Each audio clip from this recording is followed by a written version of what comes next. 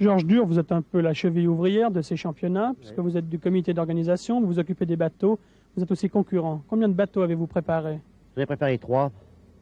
Lesquels? Le Sif, le 45 Auberson, le Farfadet à Charles-Édouard Muller et le mien. Quels sont les travaux que vous avez dû effectuer? Tous les ponçages de coques et préparation de cordage, tout ça. Sur le plan sportif, comment avez-vous préparé votre championnat? Comment on l'a préparé pour nous personnellement ou bien? Ouais, on a fait des entraînements depuis Pâques, de toutes sortes de voiles et tout ça, quoi. La compétition elle-même, comment va-t-elle se dérouler? Quels sont les favoris? Ça, c'est difficile à dire. On part tous gagnants, alors c'est dur à savoir qui sera les premiers, parce qu'il y a des bateaux légers, des bateaux lourds, alors ça dépendra tout s'il y a peu d'air ou gros temps. Et les étrangers? Il y a un Suisse allemand et un allemand. Alors on ne les connaît pas, on ne sait pas les surprises qu'ils nous réservent. Est-ce que vous pouvez nous rappeler exactement les dates de cette manifestation? Ben, ça part de samedi à jeudi, si tout va bien.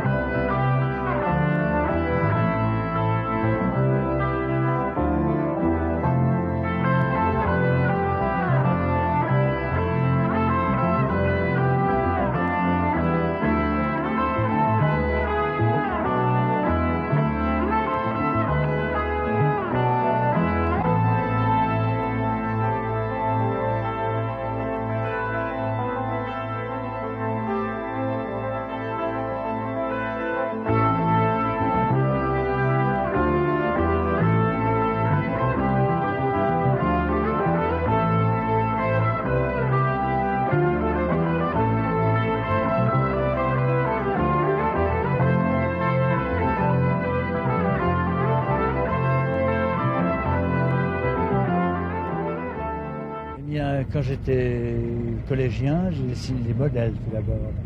Et puis ensuite je me suis lancé dans le dessin de 15 mètres carrés dériveurs. Puis plus tard, quand je travaillais à Paris comme ingénieur civil, alors j'ai dessiné le moucheron qui devait être en bateau bon marché. Les premiers moucherons coûtaient 1550 francs. Il entre en concurrence avec le 6,50 m, je crois. Non, c'était un bateau, on désirait un bateau d'environ 15 mètres carrés. Il est entré en concurrence avec le 15 mètres carrés actuel. Et dans le fond, il a été progressivement éliminé dans le 15 mètres carrés quand la formule de celui-ci a été modifiée. Mais alors le 15 mètres carrés coûte beaucoup plus cher. Et vous êtes le dessinateur patenté des 15 mètres carrés? Ah non, je ne suis pas n'importe quel architecte de dessiner 15 mètres carrés. Non, mais, enfin, j'ai fait la plupart, j'en ai fait une centaine. Centaine de 15 mètres oui, carrés. Oui. Vous avez dessiné aussi, je crois, un 6 mètres, si j'ai bonne mémoire. Oui, un 6 mètres, 5 ou 6, 30 mètres. Et la série des lacustres, qui est un monotype.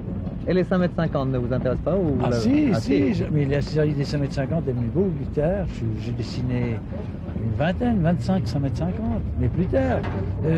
Les histoires que je vous raconte remontent à 1938, par exemple, pour les lacustres.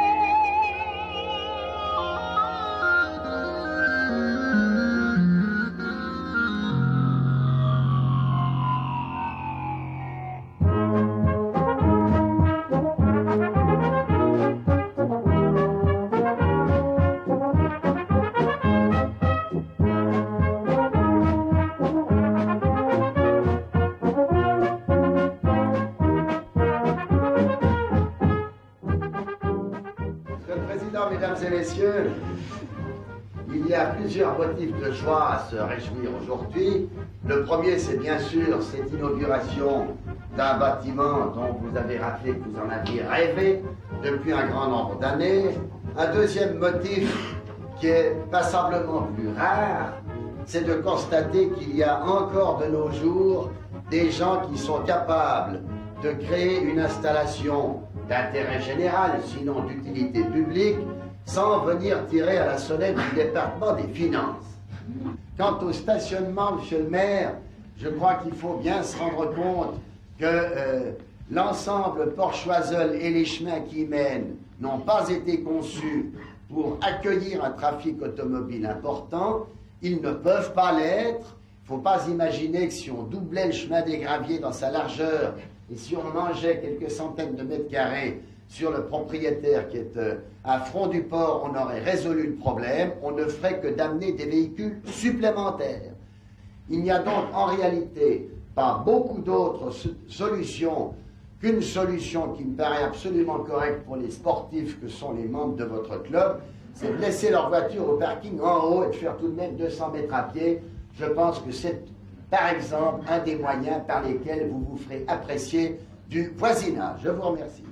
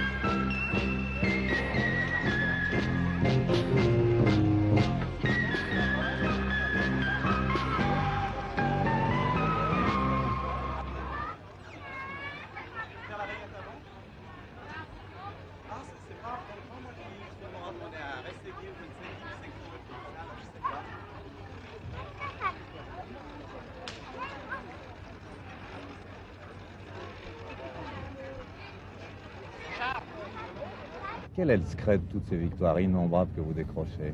Ça, je crois qu'il faut commencer très jeune. Et c'est un sport qu'on peut faire longtemps, heureusement. Et vous croyez que ça suffit? Évidemment, on parle toujours de dons et de choses comme ça, j'y crois pas beaucoup. Vous ne croyez pas aux dons?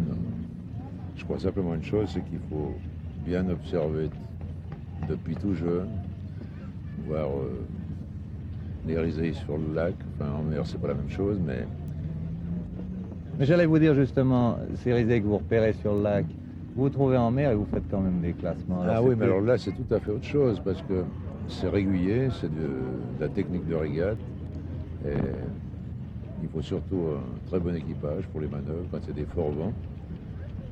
Alors là, on arrive à un ensemble qui est parfait.